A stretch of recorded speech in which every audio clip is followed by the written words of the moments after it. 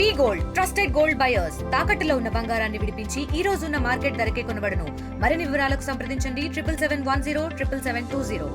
నేను దేశం కోసం ప్రాణాలైనా ఇవ్వడానికి నేను ఈ బార్డర్లో రెడీగా ఉన్నాను. కానీ నా కోసం నువ్వు ఒక్క హెల్ప్, ఈ వీడియోని షేర్ చేయమా ప్లీజ్.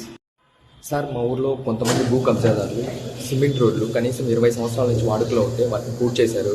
చేతబాది ఒక 100 సంవత్సరాల క్రితం ఏర్పాటు చేశారు సార్ మా గ్రామంలో తాగునీటి కోసం. దాన్ని పూర్తి చేశారు. అలాగే ప్రభుత్వ భూములు చాలా వరకు ఆక్రమించేసుకున్నారు. అండ్ ఇంతే కాకుండా చెరువులు కనీసం 10 ఎకరాల వరకు ఆక్రమించుకున్నారు. ఇవన్నీ అయిపోయాక మేము రెవెన్యూ అధికారులు కూడా ఎలాంటి స్పందించకపోవడం వల్ల వాళ్ళు గ్రామంలో ఉన్న పట్టాదారులపై దాడులు చేస్తూ వాళ్ళ పట్టా భూములు కూడా కబ్జా చేయడానికి ప్రయత్నిస్తున్నారు.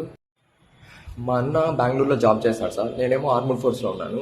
ఈ క్రమంలో వాళ్ళు మా అమ్మ మా నాన్నకి ఎవరు ఇంటి దగ్గర తోడుగా లేరనేసి నా ల్యాండ్ని కబ్జా చేయాలనేసి మా ఫ్యామిలీ మీద దాడులు చేస్తూ ఎన్నో ఆక్రమణలు చేస్తున్నారు సార్. ఒక్కసారి ఈ ఫొటోస్ చూడండి సార్, ఏ విధంగా వాళ్ళు దాడులు చేస్తున్నారు అనేసి. కనీసం ఆడవాళ్ళను కూడా చూడకన్నా వాళ్ళు ఎంతగా తెగ ఇచ్చి కత్తులు ఎత్తుకొని నరకడానికి పాల్పడుతున్నారు. రెవెన్యూ అధికారుల నుంచి పోలీసుల నుంచి నాకు ఏ విధంగా న్యాయం జరగకపోవడం వల్ల ఆర్మడ్ ఫోర్స్లో ఒక గ్రీవెన్స్ కేసు ఫైల్ చేసి నేను కలెక్టర్ ఆఫీస్కి మరియు ఐజీ ఆఫీస్కి లెటర్ పంపించాను సార్. నా ఫ్యామిలీ మీద దాడులు జరగకూడదు మరియు నా భూమిని ఎవరో కబ్జా చేయడానికి వీల్లేదు, నాది పక్కా సెటిల్మెంట్ ల్యాండ్, నా దగ్గర అన్ని డాక్యుమెంట్స్ ఉన్నాయనేసి నేను పంపించాను. అయితే నాకు ఎలాంటి రెస్పాన్స్ ఇప్పటికి కూడా రాలేదు. సో ఇంకా నాకు రెస్పాన్స్ ఏం రాకపోవడం వల్ల నేను లీవ్ తీసుకొని ఇంటికి వచ్చి నేను ఇంకా డైరెక్ట్గా హైకోర్టులో రిట్ పిటిషన్ వేసాను సార్. ఎందుకంటే నా భూమిని సర్వే చేయమంటే కూడా అధికారులు సరిగ్గా రెస్పాండ్ అవ్వడం లేదు.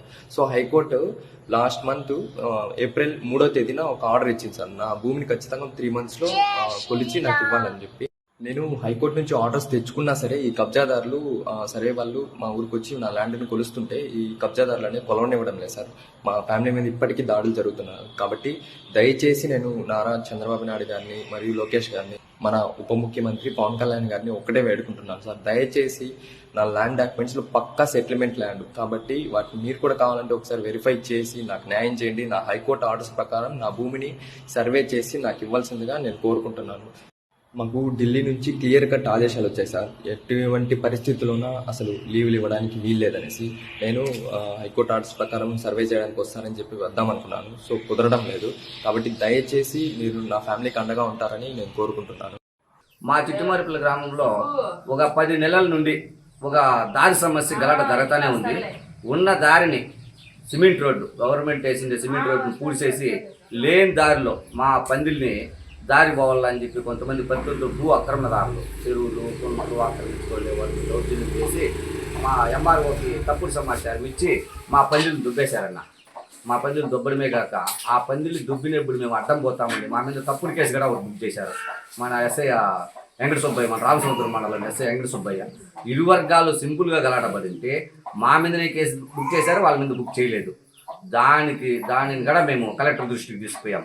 కలెక్టర్ దృష్టికి మా పందిలు దుబ్బిందే మొత్తం కలెక్టర్ దృష్టికి తీసుకుపోతే ఎంఆర్ఓని డైరెక్ట్గా మన రాయచోటికి పిలిపించి మా రికార్డులంతా పరిశీలించి, అమ్మ వాళ్ళంతా ఆల్ ఓకే, రికార్డులు ఉన్నాయి, సెటిల్మెంట్ ల్యాండ్, నువ్వు పోకూడదు, వాళ్ళు దుబ్బేసిన పందులు ఎలా ఉండిందో అలా పెట్టించేయని చెప్పాడన్న. దానికి కూడా ఎంఆర్ఓ కొన్ని రోజులు వెయిటింగ్ చేసింది. ఆ వెయిటింగ్ చేసిన మా పిల్లలు 10 మంది ఉద్యోగాల్లో ఉన్నారు. మేము 3 అన్నదమ్ములు, అందరి పిల్లలు ఉద్యోగాల్లో ఉన్నారు, బయట ఉన్నారు. మేము ఉండేది మా తల్లిదండ్రులు, మేము పెద్దోళ్ళు మాత్రమే ఇంట్లో కాడ ఉండేది. ఆ పిల్లలు వచ్చి ఎంఆర్ఓ ఆఫీసులో డ్యూటీ చేసుకుంటానే కూర్చునేసినారు. నువ్వు పందులు ఇచ్చేదాకా కలెక్టర్ గారు చెప్పారు కదా మేడం, మీరు వచ్చేదాకా మేము ఇక్కడే డ్యూటీ చేసుకుంటామని కూర్చునేసినారు. అప్పుడు దానికి స్పందించిన ఎంఆర్ఓ రెవెన్యూ డిపార్ట్మెంట్ని, పోలీస్ డిపార్ట్మెంట్ని మా ఊరికే స్వయంగా పిలుచుకొని వచ్చి ఆ పందులు ఎలా ఉండిందో అలా వేయమని చెప్పి ఎంఆర్ఓ ఈ రెవెన్యూ వాళ్ళకి పోలీసు వాళ్ళకి చెప్పి నాకు మీటింగ్ ఉండాలి, నేను వెళ్ళిపోతా ఉన్నాను, దాన్ని పూర్తి చేసేసినా అని ఎంఆర్ఓ వెళ్ళిపోయింది. ఎంఆర్ఓ పోతా ఏం చెప్పిందంటే, ఈ పందుల జాగాలోకి మీరు రావద్దండి, ఈ పందులు దాటి వీళ్ళు రారు అని చెప్పేసి వెళ్ళిపోయిందన్న. దాని ప్రకారమే టైం జాలనందువల్ల వాళ్ళు కూసాలు నాటి టైం లేదు వెళ్ళిపోయినారు. ఎవరు పోలీసు వాళ్ళు, రెవెన్యూ వాళ్ళు. మళ్ళీ మేము మరిచినాడు ఎంఆర్ఓని కలిస్తే, మీరు వేసుకోమండి పందిలు లేక వాళ్ళు రారు కదా, నేను చెప్పినాను కదా అని చెప్పింది. దాని ప్రకారం మేము కూసాలు బండలు నాటుకొని పోతా ఉంటే వాళ్ళు దౌర్జన్యంగా వస్తున్నారన్న. మేము కంప్లైంట్ ఇస్తే కంప్లైంట్ తీసుకోరు. మాకు చాలా అంటే చాలా అన్యాయం జరిగింది. మా అబ్బాయి మిలిటరీలో ఉండే అబ్బాయి కూడా వచ్చి ఎన్నో కేసులు ఇచ్చినాడు, వాటి గురించి కూడా రెస్పాన్స్ లేదు. ఇప్పుడు మా అబ్బాయి అక్కడ మనకి యుద్ధం జరుగుతుంటే బార్డర్లో ఉండి మనశ్శాంతి లేక ఇక్కడ మా ఇంటికాడ ఏం జరుగుతూ ఉందో ఏమో, మా వాళ్ళ మీద కేసు పెట్టారు, మా వాళ్ళ పరిస్థితి ఏమైందో ఒక్క అధికారి కూడా స్పందించలేదని చెప్పి కుంగిపోయి ఇప్పుడు వాళ్ళ హైకమాండ్తో కూడా మాట్లాడి హైకమాండ్తోనే ఒక వీడియో వేశారు.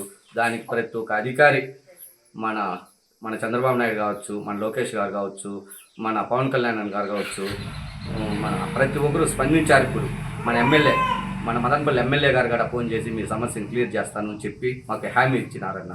మా సమస్య ఏమిరా అంటే మా చిట్టిమారుపుల గ్రామంలో 200/3 సర్వే నెంబర్లో 57 సెంట్లు మా పూర్వం మా పెద్దలయాం నుంచి కూడా వస్తున్నది ఈ భూమి. దాని ప్రకారము మా 57 సెంట్లు మాకు కొలిపించవలసినదిగా కోరుచున్నాం అధికారులని. అదేవిధంగా ఈ దౌర్జన్యం చేసే వాళ్ళని కఠినమైన చర్యలు తీసుకోవాలని కూడా మేము కోరుచున్నామన్నా. మా తగు ప్రతి ఒక్క ఎవిడెన్స్ మా దగ్గర ఉంది. వాళ్ళని ఆపోజిట్ వాళ్ళు ఎవరు వస్తారంటే ముందరికి ఆడవాళ్ళని పంపించేస్తారు.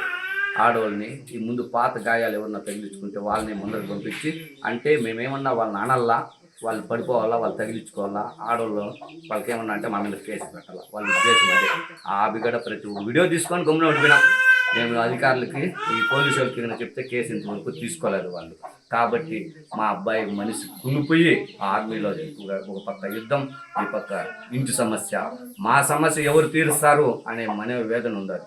అయినా మా అబ్బాయికి మేము ధైర్యం చెప్తున్నాం, నువ్వు అక్కడ నీ విధులు నువ్వు కరెక్ట్గా నిర్వర్తించు, ఇది న్యాయం గెలిచేదాకా మేము పోరాడతాం మోహన్, నువ్వు భయపడద్దు, నీ విధులు నువ్వు సక్రమంగా నిర్వహించి మన దేశ సేవ చేయవలని నేను మా అబ్బాయికి కూడా మా మోహన్కి కూడా నేను ఎంతో చెప్తున్నానన్నా. కానీ మా అబ్బాయి మనశ్శాంతి లేక చాలా కుంగిపోతున్నాడు. మాకు న్యాయం చేయాలని ఈ మీడియా ద్వారా మేము తెలియజేస్తున్నాం. మరిన్ని వీడియోస్ కోసం ఛానల్ ని సబ్స్క్రైబ్ చేయండి. లేటెస్ట్ అప్డేట్స్ కోసం వాట్సాప్ ఛానల్ ని ఫాలో అవ్వండి. ఆ లింక్ డిస్క్రిప్షన్ లో ఉంది.